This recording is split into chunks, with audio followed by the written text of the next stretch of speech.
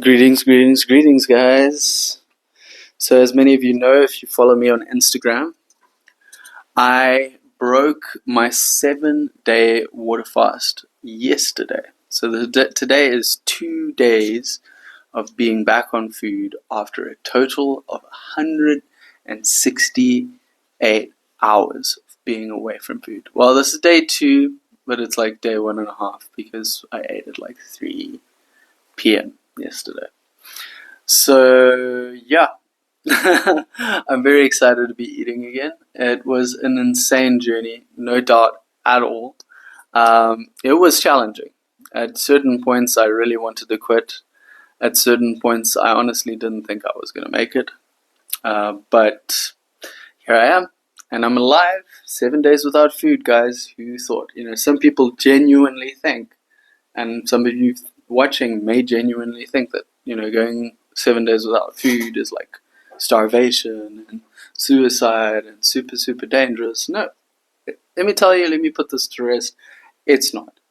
Honestly, like if there are ways that you can be doing it dangerously, but there are methods that ensure your safety throughout the entire process. And to be honest, if you know yourself, if you know your body, and you know what it's capable of, you will really know if there's a warning sign and you should terminate the process. Okay. But first and foremost, this was not for weight loss. Okay, because look at me. I do not need to lose any more weight. I'm quite a slim man. I, in fact, can struggle at times to put on weight. But yeah, so not for weight loss at all. This was really more for the psycho-spiritual benefits. Or there's a lot of monks, a lot of mystics. They have used fasting to really delve deep within themselves and find out more about who they are. Because who are you without food? It's like this food is like this tether to your body, right? When you consume food, your body starts the digestion process, so it really anchors you in your body. But when you take the food out of the equation, all of a sudden you become untethered from the body, and it's honestly a really powerful spiritual process that has taught me so much about myself that I will be getting into that later on in this video. And yeah, not only did I want to do this for the psycho-spiritual benefits, but also part of that is actually testing my own limits. 7 days without food. Most people think it's impossible. Okay, but I've seen people who have done it online, and I know you can't believe everything you see online, but I proved it to myself. It's 100% possible. It's 100% safe. We're more than capable of doing it, and honestly, I recommend everyone, try fasting sometime. You don't have to go 7 days. I do not recommend going 7 days immediately. Do not do that. But 2-3 day fast can be incredibly beneficial just to clean out your system. But yeah, I wanted to specifically go for the 7 days because it was going to be a challenge. I've done 3-day fasts before many times. So 7 days, that's a big one.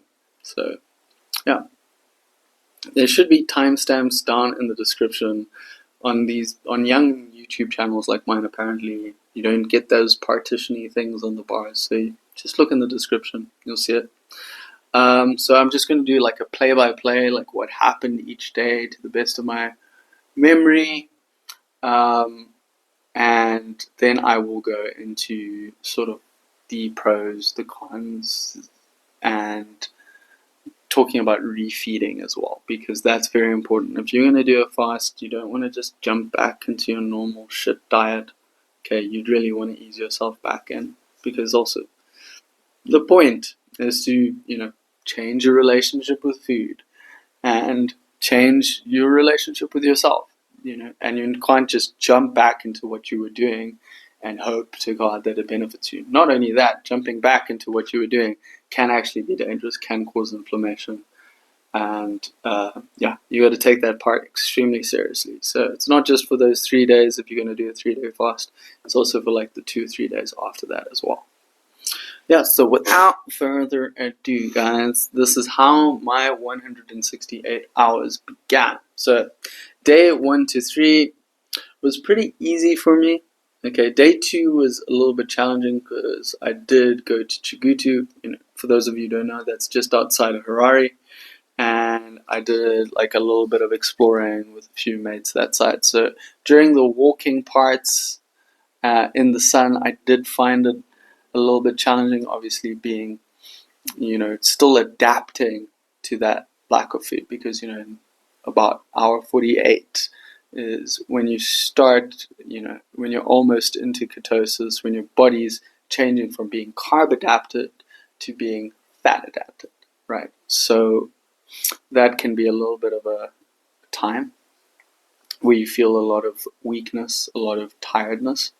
But if you push through, not even push it, if you just let it pass, it will, right? So day 1 to 3, familiar territory. This is easy for me, no difficulty at all. But then towards the end of day 3, moving into day 4. Now I started, remember, I ate at 3 p.m. So whenever I say the day, you got to keep that in mind as well. So towards the end of the first, no, just off towards the end of the first 72 hours, I started getting a bit irritable. I started getting a bit short-tempered. Yeah, it just was emotionally a bit overwhelming for me. But after the 72 hours, moving into the early part of day 4, so just after 3 p.m., I started to, well, this is what happened basically.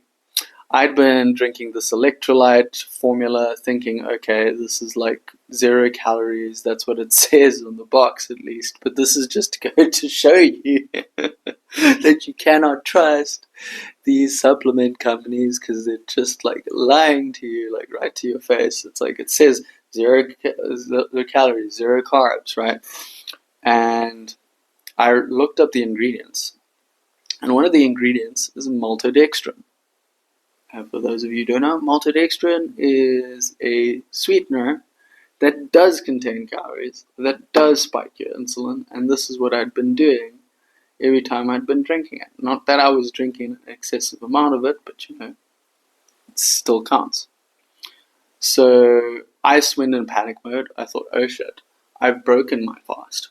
And now now I need to, it's like, what do I do? What do I do? I'm talking to ChatGPT about this and finding out, what happens if, have I broken my fast? Have I done this? And Chat's basically telling me, like, yo, dude, calm down. There's no need to panic. It's not like you've broken your fast in any true form. This is also a little bit more about just the physical side, and it's also about the psycho-spiritual side. Yes, this may have kicked you out of autophagy just a little bit. Yes, this may have kicked you out of ketosis and delayed things a bit, but you have the option to push through. Or you can quit here and restart at a later date. I was like, I'm 3 days in, right? I have a choice now. What am I going to do? Well, obviously I carried on, otherwise I wouldn't be here telling you about my 7-day fast. Now would I? Yeah, boys, I carried on. And I looked for other means of getting my electrolytes. So apparently cream of tartar is a good potassium substitute. I started just taking sodium like I was anyways in the water, salt and water. And also I found out that guava leaf tea and lemon leaf tea contain trace amounts of magnesium. It's not a lot, but I was determined to push through this, right? And also, by the way, guys, guava leaf tea, apparently really good for you. But let me tell you, tastes like ass. It tastes like ass. Okay? So, I don't know, I don't recommend guava leaf tea. I'm sure there are much healthier things for you that taste a lot better. By the way, I also gave up caffeine on day 2. So I have some black tea here with plant milk, almond milk, and yeah, I'm just really enjoying it. I've probably had a couple too many of these today, but my digestion's fine, so I'm not worried. All right. So at the end of this day, though, um, oh well, not at the end. Yeah, at the beginning, technically, because of 3 p.m. My energy smoothed out, um, but at night I had I started getting a bit of like I've had my asthma has recently returned after some time in sort of like a remission state. I don't like saying remission because that means that it's going to come back. But yeah, my asthma has sort of creeped back in, and so I've been using a nebulizer recently. So that day I decided to use a nebulizer and taking my normal dose just before I go to bed. And yeah, about 10 to 15 minutes after I did take the nebulizer, I ended up just my hands went cold. And I've experienced this before because I used to like do cocaine and like take other stimulant drugs in my life, right? So it's like an adrenal sort of like surge, especially if you haven't eaten and your body's sensitive. This can, yeah, it causes like this vaso constriction, which then ends in you shaking uncontrollably and freezing fucking cold. So there was me in bed, unable to get warm, shaking violently, trying to get a hold of myself. And yeah, part of me honestly considered quitting right there and then. That was like the biggest one. But I'd already made my decision to carry on like a few hours before. So there was no way in hell that I was going to stop. I breathed through it. I knew this reaction. I'd encountered this reaction in different circumstances before. But this is also just advice to anyone who has asthma. If you decide to do this, stick to your asthma pump. Don't do the nebulizer. It's way too much for your body in that sensitive state. Okay. And yeah, that's why going off caffeine as well is a good idea. So yeah, day five. Day five was one of the easiest days. Okay, I got random hunger pangs here and there, but it really wasn't too bad. I could clear through it. And just letting you know as well, throughout this entire process, there were people eating around me all the time. I don't think it's right for you to take yourself away from people who are eating or take yourself away from food. You should be able to handle it just being there in front of somebody and saying no to food. Okay, guys? Like, I've never believed in like this sort of staying away from your triggers. I believe we should be strong enough to be in front of our triggers and still not pull the trigger, if you know what I'm saying. Okay. So, day five, as I said, easy day. Day six, I got very cold. Now, we had a very cold day here in Harare on Sunday. So, Harare on Sunday was cold. Okay. Harare on Sunday was cold. But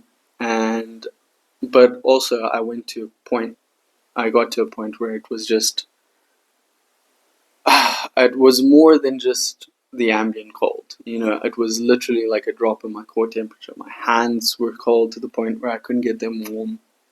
My feet were cold to the point that I couldn't get them warm.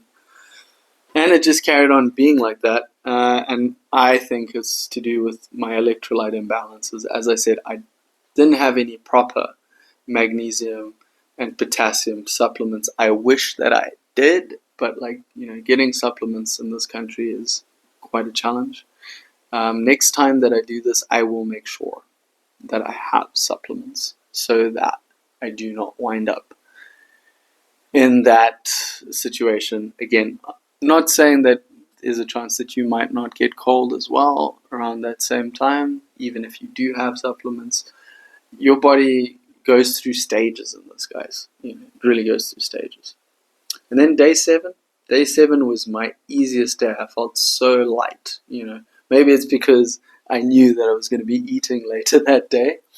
But there was also a part of me that almost didn't want to break the fast, but like I'd been excited. I planned um, my refeeding schedule and all this in advance.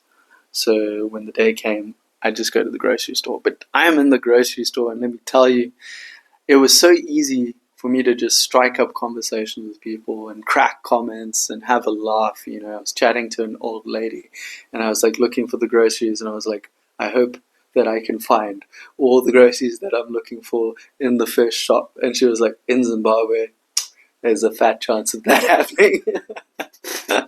So we had a little laugh about that, laughed about the fact that it's rare to get all the things that you need in one store, right? Any Zimbabwean that's listening will totally know what I'm talking about. People outside the country, maybe not so much. But yeah, in Zimbabwe, it's hard to find everything you need in one place. You have to go and shop around. Then going more, I realized that I hadn't described like how I felt on a mental, spiritual level. There were times, especially in the first 4 days, that I got very moody. And I believe that that's a lot of the emotions that had sort of been suppressed by food. Because even I'm not the biggest emotional eater, but I realized that even I was eating emotionally. Even I was stuffing things down with food. Even I, every time something, not every time, but a lot of times that something uncomfortable would come up in me, I'd reach for a little nibble, something like that, to just really suppress it. It was interesting. Like I felt very outside of my body at certain points, and food is an anchor. When you eat, food brings you back into the body. That digestive process really goes. When you take food out of the equation and the digestion isn't working, there's less happening in the body, and therefore you can be more outside the body. I don't know if that makes sense to you guys. Let's start with the cons, because I really believe on ending on a high note. I don't want people to be left with the cons, of this process, because it really is an amazing process to go through, and I recommend that everyone build themselves up to 7 days. I am probably not going to stop at 7 days. At some point, I would like to go for 10. Let me just first and foremost say that my objective was at least 96 hours because I wanted to crack my previous record. I cracked 96 hours and I was okay. So I decided to carry on moving forward. But let's go into the cons. Okay, so first of all, we have the electrolytes. Okay, make sure that the electrolytes that you have are actually 0 calorie. Not like me, where they lie to you. Most supplements are lying to you. Make sure all the ingredients are 0 calorie, okay? Because you don't want to have that moment of crisis where I felt like quitting.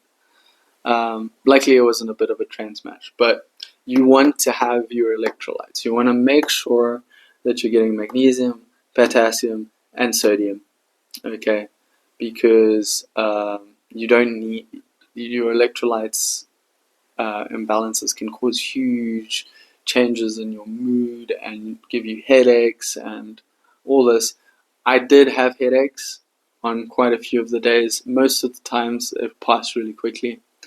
But I also believe that's also suppressed emotion coming through in the head and all that. It's not just on a physical level.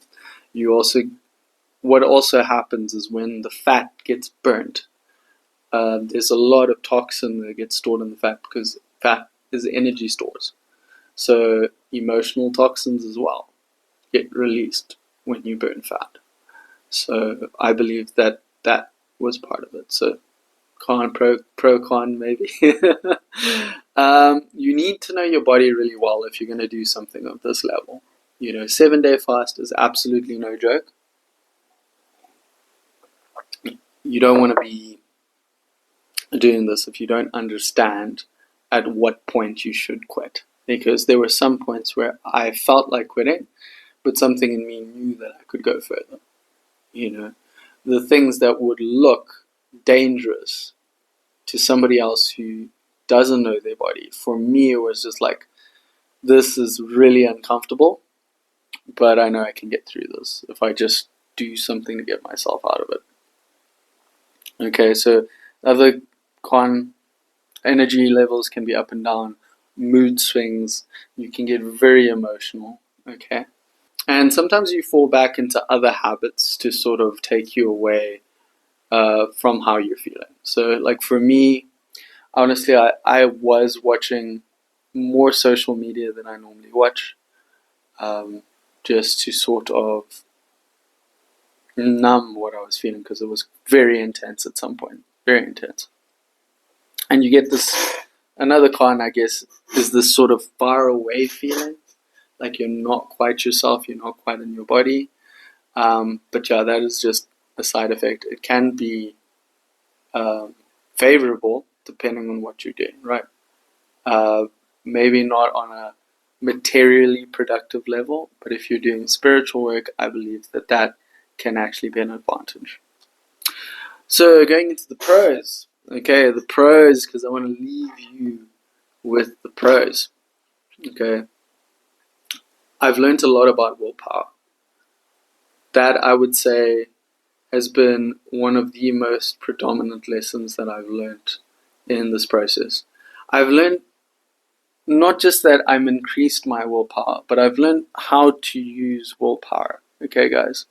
Willpower is for those crucial decisions. Okay, we're not supposed to like strong arm with our willpower. This is so important for you guys to realize, okay? We're not supposed to force ourselves in any direction, okay? How do I explain this? It is, we use willpower to switch the tracks. You know, like train tracks, you know, in cartoons, like, you know, the lever that the guys pull to switch the train tracks. That's what you're doing with willpower, okay? You switch the tracks and you let the train keep going. You don't force the train and push the train to where you know, after the job is done, you just let it go, okay? There's no use being under such mental tension when you're trying to make something happen. I learned so much about letting go in this process, okay? When I was going through the highly uncomfortable parts where I was shaking and feeling horrible and cold to the point where I couldn't warm myself up, I had to get like hot water bottle and all that kind of thing, drink hot drinks to try and get my core temperature up. I made the decision and I stuck to it, but it came from a place of ease and letting go. If you try and force it, you are going to quit. Okay, not just this fast, but anything you do, it needs to come from a place of ease. It needs to come from a place of like relaxation and letting go. Just switch the tracks and let it go. Right. Now, appreciation for food is back. Just before this process, I had this feeling towards food. I wasn't liking food anymore. Every time I would eat, I just felt there. That's the best way I can describe it. I just didn't feel, I almost felt dirty. No matter what I ate, it wasn't just healthy stuff, but anything, I just didn't feel good when I ate, you know. And for someone who loves food, that was very alarming to me. So when this started to happen, I was also getting like cramps in my liver and all these kinds of things. So I just didn't feel good. I felt like I needed a detox, right? So on a physical level, I got the detox. But I really gained an appreciation for food in general, because I realized how much we take food for granted. You know, food nowadays is always there. You know, in supermarkets, we can buy food pretty freely. I know there are people, you know, living in poverty and all that. But in general, food is available. You know, back in hunter-gatherer times, you would actually have to work pretty hard to go find your food. And I'm pretty sure it was more than natural for someone to go for days without eating before they found something. So fasting was probably the base state, to be honest. Um, they say that 3 square meals a day was never supposed to be a thing. And what's weird is now I've been really inspired to cook food because I realized that I was eating the same thing every day and I was just kind of like plodding through, cooking it, and just being sort of detached from the process of cooking by making really simplistic things. And I've really realized through this process that I want to become a really good cook. I really want to take my cooking to the next level, make things differently, at least most of the time. Just make something complex. I can make making food into a meditation. You can make anything into a meditation if you bring enough presence to it. I looked at the simple food that I was making before, and I was doing it meditatively. It's like, well, if I can do that meditatively, why can't I do something more complex meditatively? Make a nice eggs Benedict in the morning instead of eggs and bacon. English muffins, a hollandaise sauce, some fried ham, and some poached eggs instead of scrambled eggs and bacon. And take your time with everything. Wake up a little bit earlier if I have to make that happen. Yeah, so that has been interesting. And also just I'm inspired in general. I feel like this has really detoxed a lot for me. And I feel genuinely inspired. I feel clean, guys. I just feel clean. Inside and out. I really feel like my skin has improved. There are very few spots, but that's also been some time in the making in general as well, taking much better care of my skin. But I think another pro, well, then it's the physical, right? Physical detox. Yeah. For some reason, that is honestly the last bit of it. Like, there's scientific reasons, guys. There's scientific reasons for doing this. You go into autophagy. Autophagy is this lovely little process where your body starts eating itself. Wait a minute. Okay, it's not what you think. It starts eating all of the cells that are sort of like half alive. So, like, cells that could turn cancerous, cells that are damaged, all this kind of thing. It starts eating those cells, starts feeding off those cells, so it provides nourishment to the body through the destruction of those cells, which it never gets a chance to do. It's never in repair mode because it's always in digestion mode. So fasting really helps us heal, guys, inside and out. And then, guys, I just wanted to talk about the process of refeeding. Okay, refeeding is extremely important.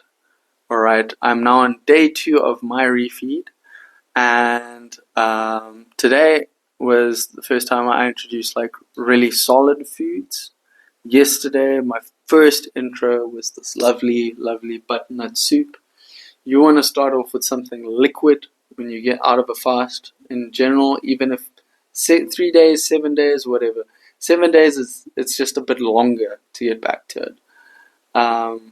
But you should follow the same protocol. Really start with light foods, soup, butternut soup in my case. Eat like half a bowl, see how you feel. If a few hours later you feel like you can eat something else, I went for rolled oats with stewed apple and banana. So again, stewed apple, very soft, broken down from the stewing process. Some banana, very soft fruit, and also oats, soft. So take your refeeding process extremely seriously. You can get something called refeeding syndrome, which is basically your especially in the long fast, is super, super dangerous. Like, imagine after 10-day fast, you go and eat a steak. Even me, if I ate a steak after my 7-day fast, I would be so sick, guys, and it would ruin all of the benefits, at least physically, that I would have accrued. So I'm still in that process. Today, finally reintroduced solid food, made myself some flatbread, got some avocado, and spread that on the flatbread with some soft boiled eggs, a little bit of salt and pepper, and that was delicious. That was my first reintroduction to solid foods. It went well. This is also knowing your body. If I ate it and it didn't go well, then I'd have to dial it back. Eat slowly, let your body understand what it's processing, and if you feel any pushback from your body, just dial it back a little bit, okay? So yeah, in synopsis, guys, this was truly an amazing process. Highly recommend. If you want to try this though, guys, first of all, don't have any eating disorders. This is very highly unrecommended for anyone with anorexia or bulimia or anything of that sort. Rather get your eating disorder sorted out first, because this can wreak havoc with that for obvious reasons. And secondly, start off with 24, 48, 72. Start off easy and then move on to something like this. Me, I almost doubled it from 3 days to 7 days. I more than doubled it. But listen to your body, get to know yourself, and just take it from there, guys. Start off small, start off slow, build it up, and feel the effects of the 7-day fast. I know you can use this for weight loss, but that's not, in my opinion, that's not the point. The weight loss should come afterwards, after you change your relationship with food. Like, one thing I realized was, as I said, the emotional eating component. And realizing when I'm full. Okay? It's like, eat slowly, and your body will have time to process that it's full. And that's how you lose weight. Because you're paying attention to how you feel. But most people are eating emotionally. They just scoff everything down. They don't feel it. Yeah, but enough of my talking, guys. Thank you so much for tuning into this video. And I look forward to bringing you many other stories. Next time, I will vlog my 7-day fast. This was sort of like a spur-of-the-moment project that I embarked upon, sort of spur-of-the-moment spiritual journey. And also, it's very late at night right now, so I am going to go to sleep. It's been a long day. Cheers. Good night.